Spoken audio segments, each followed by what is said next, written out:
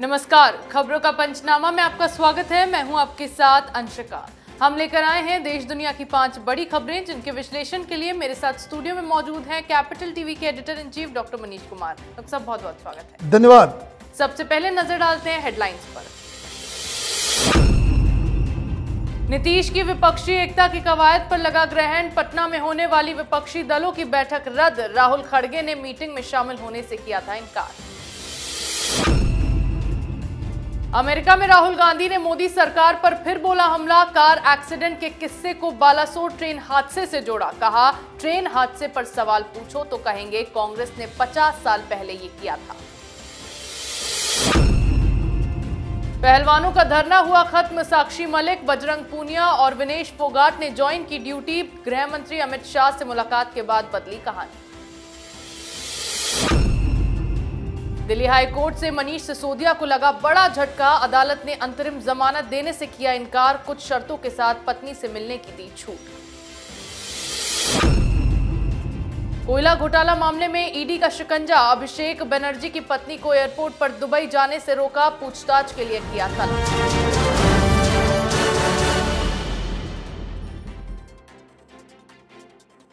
और खबरों की शुरुआत में बात करेंगे विपक्षी एकता को लगे बड़े झटके की। पटना में 12 जून को होने वाली विपक्षी दलों की बैठक को रद्द कर दिया गया है। इसका कारण राहुल गांधी का विदेश में रहना और मल्लिकार्जुन खड़गे का उस दिन का एंगेजमेंट बताया गया है। इसके साथ ही डीएमके प्रमुख और तमिलनाडु के मुख्यमंत्री एमके स्टालिन अपने अपने पूर्व निर्धारित कार्यक्रमों के चलते 12 जून की बैठक में शरीक नहीं हो पाएंगे।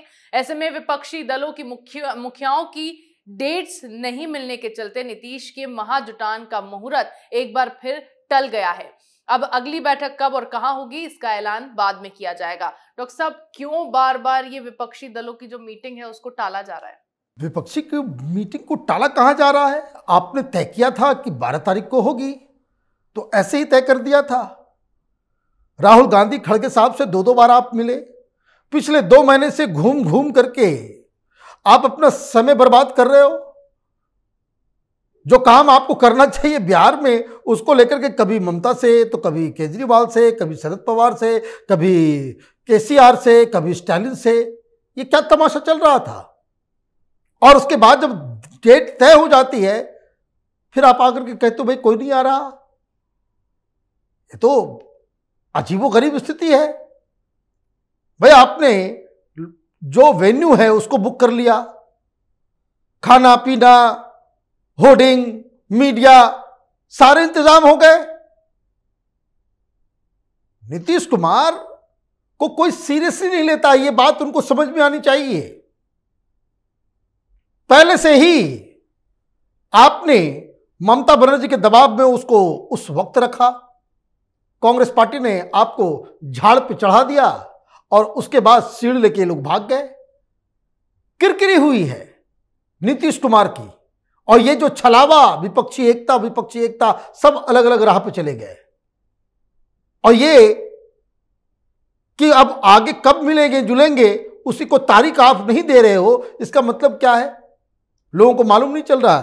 राहुल ने मना कर दिया, खड़गे साहब ने मना कर दिया, केसीआर ने मना कर दिया, पटनायक साहब ने मना कर दिया, स्टालिन ने मना कर दिया, केजरीवाल ने मना कर दिया, येचुरी ने मना कर दिया। ये कौन डफली बजाने के लिए वहां पहुंचेगा? तो ये जो हवाई में जो चल रहा था विपक्षी एकता, और ये जो नीतीश कुमार चौधरी बनने की कोशिश कर रहे थे, आज वो पूरा का पूरा हवाई किला जो है वो ध्वस्त हो गया। कोई विपक्षी एकता नहीं होने वाली। ये आपस में ही एक दूसरे के पैर को काटेंगे। सब इसमें प्रधानमंत्री ही बनना चाहता है, और जिसको लड़ना है राहुल गांधी, वो अमेरिका से इन लोगों को लताड़ लगा रहा है कि हम तो अकेले ही बीजेपी को निपटा सकते हैं, हमें तुम्हारी जरूरत नहीं है। इस वजह से कांग्रेस पार्टी ने इसमें शामिल ना होकर अपनी एक सुदृढ़ स्थिति का नुमाइश किया, एक संदेश दिया कि आपको अगर गठबंधन बनाना है वो मेरे हिसाब से होगा। राहुल गांधी यही कह रहे हैं।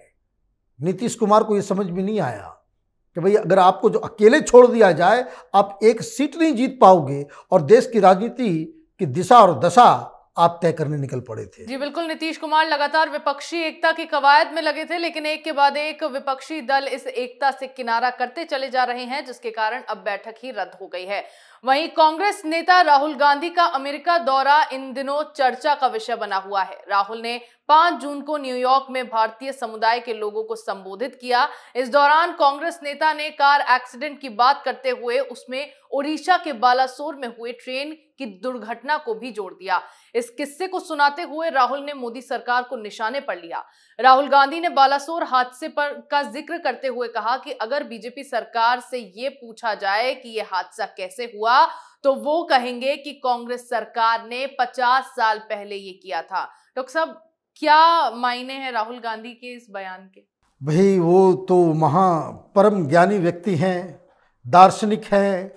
अरिस्टोटल, सोक्रेटिस, ये सब जो है उसके सामने पानी भरते हैं। वो जो कहते हैं वही समझते हैं। आज तो इन्होंने हद ही कर दी। जवाहरलाल नेहरू को, सुभाष चंद्र बोस को, अंबेडकर को, सबको एनआरआई बना दिया, सबको एनआरआई बना दिया। और यह भी कह दिया कि भारत का जो स्वतंत्रता संग्राम जो था वो साउथ अफ्रीका से शुरू हुआ। भाई गांधी जी के स्ट्रगल वहां से शुरू हुआ। स्वतंत्रता संग्राम गांधी जी के उस आंदोलन से पहले चल रहा था। ये कौन इतिहास इनको पढ़ा रहा है, ये समझ में नहीं आ रहा। और उन्होंने कह दिया कि जब कांग्रेस पार्टी की सरकार होती थी, एक्सीडेंट होता था, तो हम ये नहीं पूछते थे भाई क्या हुआ नहीं हुआ, रेल मंत्री इस्तीफा दे देता था। तो भाई पिछले 30 साल में बहुत ही कम बने हैं रेल मंत्री कांग्रेस पार्टी से। नरसिम्हा राव अर्ली 90s में उनकी सरकार थी, जाफर शरीफ थे, इस्तीफा दिया क्या? एक्सीडेंट्स की लाइन लगी हुई थी। उसके बाद आपकी यूपीए की सरकार आई। यूपीए 1 में ममता बनर्जी, टीएमसी के 2 और लोग रेल मंत्री रहे, किसी ने इस्तीफा दिया क्या? कांग्रेस पार्टी से पवन बंसल, खड़गे साहब, सीपी जोशी, वो भी रहे रेल मंत्री, इस्तीफा दिया क्या? लालू यादव रहे कांग्रेस की सरकार में रेल मंत्री, इस्तीफा दिया क्या? कुछ भी। कांग्रेस पार्टी की आदत हो गई है, उनको लगता है कि जितना भी झूठ बोल लो। ये खास करके जब से केजरीवाल राजनीति में आया है, झूठ बोल बोल कर पब्लिक को बेवकूफ बना करके ये जो लोगों को बरगला करके चुनाव जीत जाता है, कांग्रेस पार्टी उसी राह पे है। कांग्रेस पार्टी को तो पहले ये जवाब देना चाहिए कि अमेरिका में, न्यूयॉर्क में ये जो प्रोग्राम हुआ, जो कहा जा रहा है कि एनआरआई को मुखातिब हुए राहुल गांधी, भाई कितने हिंदुस्तानी थे, कितने पाकिस्तानी थे? ये तुम्हारे इस रैली के लिए पाकिस्तानी दलाल, आईएसआई और खालिस्तानी क्यों कैंपेन कर रहे थे, क्यों मैनेज कर रहे थे, क्यों कोऑर्डिनेट कर रहे थे? इसका जवाब अभी तक कांग्रेस पार्टी नहीं दे पाई है। जी बिल्कुल, राहुल गांधी लगातार अमेरिका में मोदी सरकार पर हमला बोल रहे हैं और इस तरह अपनी राजनीति करने में लगे हैं। अगली खबर में बात करेंगे पहलवानों के धरने की। पहलवानों का धरना खत्म हो गया है। 3 जून की रात प्रदर्शन कर रहे पहलवानों ने गृह मंत्री अमित शाह से मुलाकात की, जिसके बाद पूरी कहानी बदल गई। सबसे पहले साक्षी मलिक ने धरने से पीछे हटते हुए अपनी रेलवे की नौकरी वापस ज्वाइन कर ली। उसके बाद बाकी पहलवान भी धरने से पीछे हट गए। हालांकि पहलवानों का कहना है कि भले ही वो अपनी ड्यूटी पर वापस लौट चुके हैं, लेकिन उनकी इंसाफ की लड़ाई जारी रहेगी। डॉक्टर साहब, ऐसा क्या हुआ मुलाकात में कि पहलवानों का दंगल खत्म हो गया? ये तो वही बताएंगे कि ऐसा क्या हुआ, दिक्कत क्या है। ये पूरा का पूरा आंदोलन ही फर्जी है, फॉल्स प्रीमाइसेस के ऊपर है। आपने पॉस्को एक्ट लगवा दिया, सुप्रीम कोर्ट चले गए, सुप्रीम कोर्ट ने दबाव दे दिया। उसके बाद फिर जब पुलिस की इन्वेस्टिगेशन शुरू हुई, इनकी पूरी कहानी वो खत्म हो गई, फर्जी साबित हुई। अब मजिस्ट्रेट के सामने जिस नाबालिग बच्ची के बारे में बताया जा रहा है, अब दिल्ली पुलिस ने जाकर के कोर्ट को बताया है कि वो अपने बयान से मुकर गई है। वो कह रही कि मेरे साथ नहीं हुआ। कहां जाएंगे ये लोग? और मुझे लगता है यही बात अमित शाह ने किया कि भाई कानून से चलेगा, और अगर कल वो लड़की जिसने कहा कि हमारे साथ कुछ नहीं हुआ है, बयान से पलट जाती है और तुम्हारे ऊपर कोई केस करेगा, ये ब्रजभूषण तुमको मानहानि के केस में फंसाएगा, तो फिर कहां जाओगे तुम? नौकरी भी तुम्हारी जाएगी। और ये क्यों हुडा, ये सतपाल मलिक, ये राकेश टिकैत जैसे ब्लैकमेलर्स, आंदोलन जीवी, इन लोगों के चक्कर में फंस के आप क्यों ऐसे कर रहे हो? मुझे लगता है बात समझ में आ गई कि दे आर बीइंग यूज्ड, उनका इस्तेमाल हो रहा है, इसलिए वो वापस हो लिए। और अचानक से सीधे सीधे तो कोई नहीं कह सकता। अब वो ज्वाइन कर रहे हैं तो ड्यूटी हो जाएंगे और ये कह रहे हैं कि भाई हमारी लड़ाई चलती रहेगी। बिल्कुल चलती रहनी चाहिए। दिक्कत क्या है इसे समझना जरूरी है। जब पहली बार ये लोग आए तो मांग भी जेन्युइन और इनका जो प्रारूप जो था आंदोलन का वो भी सही।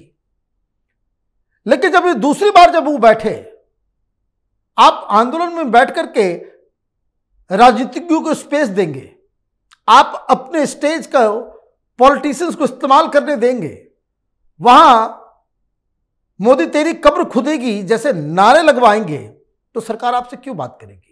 तो फिर तो सरकार ये कि जाओ कब्र खोदो। फिर अब देखना है कि उसमें कौन जाएगा कौन नहीं जाएगा।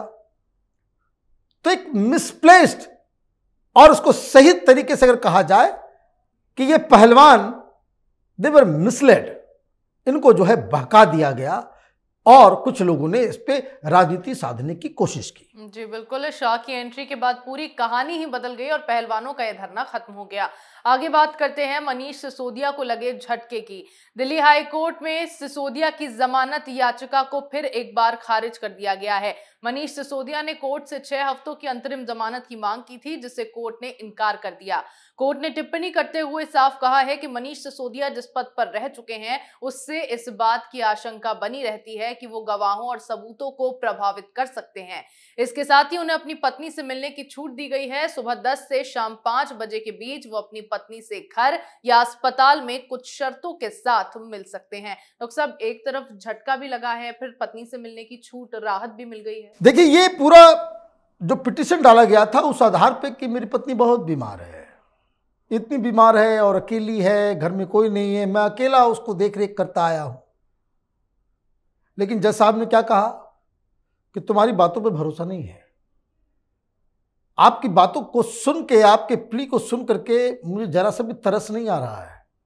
पहली चीज ये कि तुम लोग तो झूठ बोलते बोलते इतना ज्यादा परिपक्व हो गए हो, तो पहले ये तय करने के लिए कि वाकई तुम्हारी पत्नी बीमार है और कितनी बीमार है, इसके लिए एम्स का बोर्ड तय कर दिया। कि अब एम्स का एक मेडिकल बोर्ड तय करेगा कि भाई कितनी बीमार है, क्योंकि ईडी के वकील ने साफ साफ कहा कि जो बीमारी का हवाला दिया जा रहा है मनीष सिसोदिया की पत्नी के बारे में, वो तो 20 साल से इस बीमारी से ग्रस्त है और उस 20 साल से उनका हेल्थ जो है डिटेरियोरेट कर रहा है।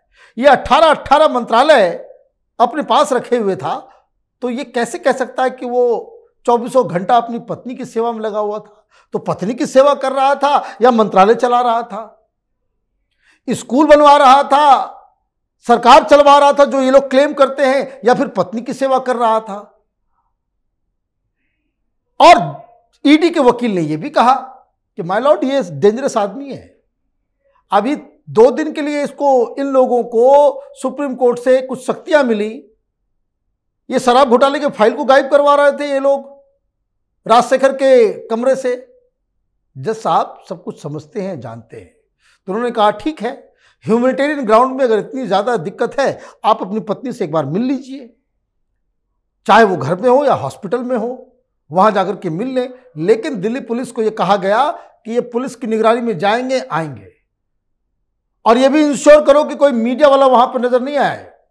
पिछली बार इनको छोड़ा गया तो हाथ वहां हिलाते हुए नजर आ रहे थे, तो वो मनाही, इंटरनेट फोन के इस्तेमाल पे मनाही, और यह भी साफ साफ कहा गया है कि वो सिर्फ और सिर्फ अपने परिवार के लोगों से मिल सकते हैं, किसी बाहर वाले से इनकी मुलाकात नहीं हो सकती। जी बिल्कुल, सिसोदिया लगातार पत्नी की बीमारी का हवाला देकर जमानत मांग रहे थे, लेकिन कोर्ट से फिर एक बार उन्हें झटका लगा है।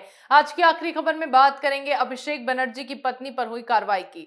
तृणमूल कांग्रेस के सांसद अभिषेक बनर्जी की पत्नी रुजिरा बनर्जी को एक बार फिर कोलकाता एयरपोर्ट पर रोका गया। रुजिरा के खिलाफ लुकआउट नोटिस जारी किया गया है, जिसके चलते ये कार्रवाई की गई। रुजिरा बनर्जी की दुबई के लिए फ्लाइट थी, जिसके लिए एयरपोर्ट वो पहुंची थी, लेकिन उन्हें सवार होने से पहले ही इमिग्रेशन टीम ने रोक दिया। अभिषेक की पत्नी को ईडी ने तलब किया है और 2 दिन बाद पूछताछ के लिए बुलाया है। इसके अलावा टीएमसी ने दावा किया है कि ये व्यक्तिगत उत्पीड़न है। डॉक्टर साहब, अब फिर एक बार ईडी ने तलब किया है, क्या कुछ पूछताछ? देखिए, ये अच्छा नहीं लगता कि किसी पत्नी बच्चों के साथ कोई बाहर जा रहा हो, उसको आप एयरपोर्ट पे रोक रहे हैं। ये अच्छा नहीं दिखता है, लेकिन ये क्या तरीका है ये भी समझना चाहिए। अभिषेक बनर्जी को मालूम है कि केसेस चल रहे हैं, उनकी पत्नी के ऊपर आरोप लगे हुए हैं, कोयला खदान में इनका नाम आया हुआ है। यह अनूप मांझी वो क्लेम कर चुका है कि वो टीएमसी के लीडर्स को पैसे दिया करता था, अकाउंट्स में कुछ पैसे पाए गए हैं। ईडी ऑलरेडी इन्वेस्टिगेट कर रही है। आपकी साली मतलब रुजिरा की सिस्टर वो सिंगापुर भाग रही थी, वहां रोका गया। परिवार में यह दूसरी तीसरी घटना है जब एयरपोर्ट से लौटाया गया है। अगर आपको जाना भी था, ईडी से परमिशन ले लिया होता। सुप्रीम कोर्ट ने क्या कहा नहीं क्या, वो अपनी जगह पे है। और जब आप आज 7 बजे सवेरे वो वहां पहुंची और फिर वहां पे बहसबाजी होते होते 11 बज गए। वकील आया, सारे लोग आए। भाई इमिग्रेशन वालों ने कहा कि मैं क्या करूं, यहां लुकआउट नोटिस आपके खिलाफ ईडी ने जारी कर रखा है, हम नहीं छोड़ सकते आपको। और इतना बवाल हुआ। उसके बाद ईडी ने कहा कि भी 2 दिन के अंदर आपसे पूछताछ की जाएगी, समन भेज दिया गया।